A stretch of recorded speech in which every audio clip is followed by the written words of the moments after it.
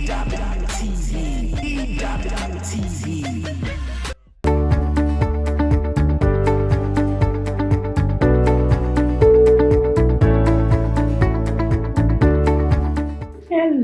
hello, hello. You're welcome again to Homefront on EWTV. Yes. Thank you for joining us again. Thank you. Yes, so remember we are your hosts, the Edes. Thank you for joining us today on the show. All right, so today we're going to take questions from the series that we started early this month. Yes, we started the series on how to water your seed for a flourishing marriage, right? How do I water my seed? How do you water your seed for a flourishing marriage? And we started off by saying that our partners are seeds. God gave us these seeds to water them, okay? And I remember in the course of our talk, we talked about our partners having treasures in them. Oh, yes. But we must be intentional to dig and dig and dig. And in the process of digging, you may find all sorts of rubbish, but that is not what you are looking for. We are looking for the gold in our partners. And we talked about one way of watering your seed, praying for each other and praying with each other. Oh, yes. All right, the couple altar, very important. We talked about the words of affirmation, saying good things about your partner, praising your partner even when he or she is in there. And then we talked about the boundaries that we set, all right, when it comes to parents, family, in-laws, and all of that.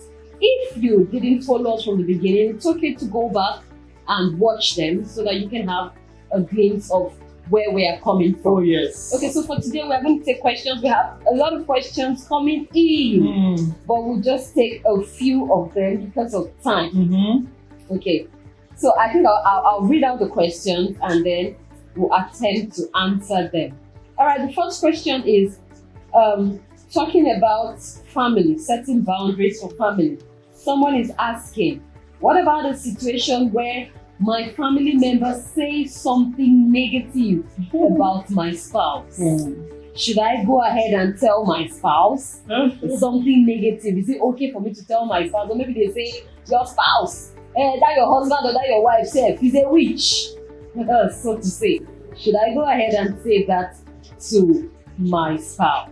Yeah, wisdom is profitable to direct, and we should know the kind of person. Your spouse is. There's some people that have understanding; they will just hear such a thing, and they say, "Honey, we need to join hands and pray." Like I say, when you keep praying for somebody, it's difficult to do harm or keep talking about that person. So it's wisdom to know the kind of information to release to your spouse.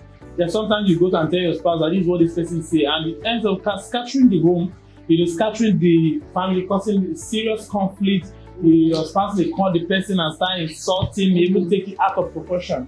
And at the end, they are not seen as the evil person who gave the information. And then people be deniers that they never see such a thing. And sometimes some of those things are irreparable for years. The hurt, the pain, and the words that came from such may keep going on and keep haunting others, even in that relationship. So you need wisdom to know the kind of information to release to your spouse. When someone says something negative, somebody who understanding, who is prayerful, who is really matured emotionally, that can how to divulge such information. But it's not wisdom to just to say that sometimes it's just good for you to pray and learn to have emotional control and move on. But most times, saying that causes more harm than good. So you must be sensitive in protecting your home, in rescuing your marriage.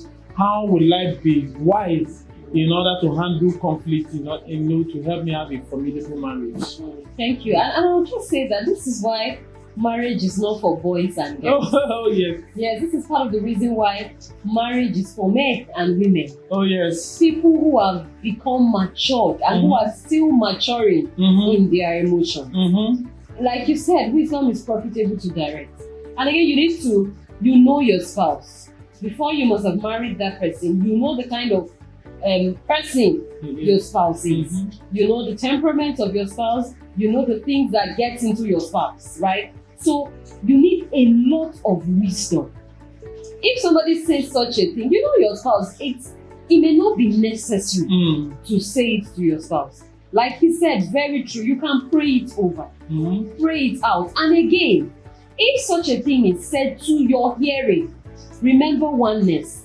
There and then, you can politely put a stop to that. Tell the person, see, you're talking to my spouse, you're talking about it. Whatever you're saying concerning my husband, you're saying that to me. If you say my husband is this, that means you're saying I am this. Okay, so, and I'm sure nobody will want to stand in front of somebody and someone is insulting you or talking you down and you'll be smiling. The same way it will hurt you if that was being said to you, it's the same hurt you should feel if it is said to you about your spouse. So there and then you nip it in the bud and let the person know, or do it politely, that see, you're talking about my spouse politely but fair. And when the person knows that, I'm sure that will not happen again. And if your spouse gets to know that, you know, the spouse, especially the women, you begin to feel secure. You know, my husband stood in defense of me. And even but I didn't even tell me. It's a great thing to know. Okay? You must be careful, because some of those people are looking for ways to hurt you, to make you, to tear you, to make you scream, to make you shout. So some of them even have agendas. So you must show that you are wiser, you are smarter, and you know better. Yeah. All right. So we'll move on to the second question. The second person is asking. Hey, this is very funny. The person said, "I am the praying one. My wife doesn't join me in prayers, and in fact, she doesn't pray at all. Oh. What do I do? What do you do? How do we now talk about building a couple altar? When you are the prayer and your wife or your husband is the sleepo, doesn't like praying, some don't even like going to church. What should you do? All right, we're going to a short break, and when we come back, we're going to be answering this very interesting question. Don't forget that you can reach us on all our social media handles, either at EWTV on every social media platform. And if you have questions or further comments from what we're talking about today, feel free to reach us on the comment section or send us a mail or private message, and we're sure that we'll get back to you. Please join us again.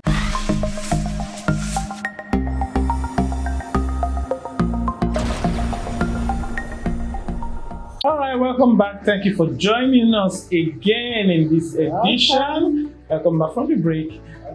Before we went to break, we're taking questions. I'll ask a specific question on a prayer altar. Somebody asking, if I'm prayerful and my husband or my wife is not prayerful, what should I do? Yes, some of these are foundational issues that one should have sorted before marriage. There are ways you can address this. One of the ways to get people to pray is also by praying, by being on your knees for that person. If you have seen that your husband or wife, it's not the prayer time, he's not keen about couples altar, he's not keen about prayer. You know, most people will not even be keen about it due to the way we respond or ask them. Some people will say, "Okay, you know they pray," and then you know Sabi pray every time you are sleeping. You know, how are you relating that to him? How are you helping him understand the importance of prayer? You know, and also it's a process that you are at that level. You didn't just get there. You also pray and trust God to help that person get to that point. I always say to couples like that, if you are the one praying, the person is not praying, you can wait on the let's pray. Even though the person is sleeping, just make sure he or she is there with you as they are praying, they are speaking into the person's life. The person may wake up, join you 1 or 2 minutes, pray, with eye closed, sleep again. As he's waking up and sleeping, something is happening. Yes. Understand? It's getting better. Don't say, you have sleep praying, you are sleep talking. You know, you are not a serious Christian, you are not this, you are not that. And some people even just like, if you are the one saying, be walk out and just go and sleep. So allow the person, let the person be there, keep praying, keep talking, keep expressing. You know, something will change about it. A lot can come out from it. She can, after some time, you can begin to see changes or progress being made in that area. Yeah, I'm sure you have something to say. Yes, and you know, on this matter of prayer, you have really said my thoughts on it. Truly, we must also be very careful to patiently allow your spouse come up to the place of prayer. When little issues come up, don't begin to feel, the person that is not praying is the enemy within. That's why we are having all these issues. That's why we're having all these setbacks. any little thing, you begin to lord over your privilege of mercy that you can pray over your spouse. No. You must patiently pray your spouse to the place of prayer. If I'll be correct to say that. And another thing is, in cases like this, love wins. Love wins. You know, the fact that you can pray, the fact that you have all the strength, all the energy by mercy and by the grace of God, you know, you take your spouse one day at a time. Don't make the person begin to feel like, you're not even sabi pray. You are not even the one praying. Every good thing happening in this family is because of me. You know, carefully, patiently, and gradually win your spouse over to the place of prayer. And honestly, when God sees your desire that you want your spouse to join you in this place of prayer, God stirs up the heart of that your partner. Especially, remember we said that marriage was instituted by God. It is God that created it. Go back to Him. Talk to Him about what you want to see in your partner. And gradually you see that your partner will begin to come around. It works. It works. Yes. Okay, so let's take this last question. It says, hey, I am naturally a giver, like me. I am naturally a giver. But this time is my wife, it's my wife or my husband, is not that much of a giver. Okay. Now, this is an instance that the person is giving. Say, my parents needed money, but my wife refused us sending the money. No reason is given. No reason is given, because one of the things we want to know why. You know, maybe, especially those people that are natural givers, sometimes they don't even want to know whether there's anything at all they want to give. And you know, you're married to a man, a woman in the house. Those people also have their feelings and their needs. Just setting things in the order of priority, especially now that with this pandemic, a lot has changed. Some people lose their jobs, some people are taking home half pay. You know, everybody's managed. Why is it difficult? So it's just for you to go back again as a couple and realign, strategize, make your budget again, make your giving plans again. You know, if things are beginning to change prices and somebody is losing his or her job, it's not okay. We've been giving this. How much can we give now? Looking at the current reality, how can we share? I'm sure it's just understanding on the part of the spouse to explain. Maybe yes, understand. No offense. This is what is going on now. Okay, can we, if we are giving 20,000 before, can we make it 10,000? Okay, see what is happening. Okay, look at what we are spending in a month. Look at, we're also cutting on our side. It's just understanding. It's just to sit down and communicate. Most times we don't communicate. So I just want to give, let's give, you know, which is good to give, but your family is your priority. Sit down now and discuss. Maybe by the time your spouse sees from your point of view, then they need to adjust. So this one is a compromise. You also saying, you that saying no, we are not giving, we are not reducing. You are saying we should give this amount. You also bring it, and we come to a compromise, and we understand that we're able to do. Just understanding and communication. And such decisions should be taken in agreement. In agreement. Matter of giving. Yes. Especially when it's maybe like the husband giving to a female. It should be taken in agreement so that nothing indicts you tomorrow. Not saying my wife doesn't want, so let me give, and the Lord will want, I'll give without. And so that your good will not become evil spoken of. So it is just wisdom to know that you are a team. You don't take a decision, especially such decisions, on your own. Your spouse will definitely come around. It's not a I don't know. If you always think that, okay, my wife will fight about this, and then the wife will fight. If you always feel that my husband will kick against it, your husband will kick against it. So it's just a matter of coming into agreement. Let's sit down. Let's look at this thing critically. And please, it is also wisdom not to give beyond the capacity of your family. Please, it is wisdom. You know what your family can afford. Women, don't give because you want to make a name. Don't begin to give because, oh, my sister gave this amount. My own should be more than it. We are not giving for competition. That is a wrong ground to give.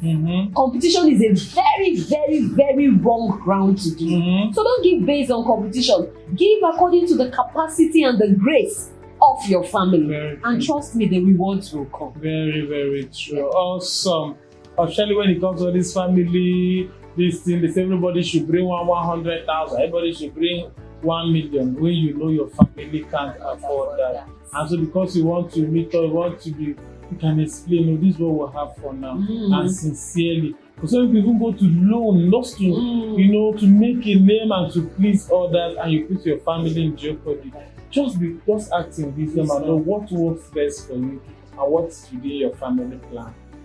Yeah. So thank you very much for joining again today. It's been an exciting time. I'm sure we have answered those questions. Oh, yes. Thank you for staying tuned with us. And we are the Elders. See you again next Sunday. Bye-bye. Bye.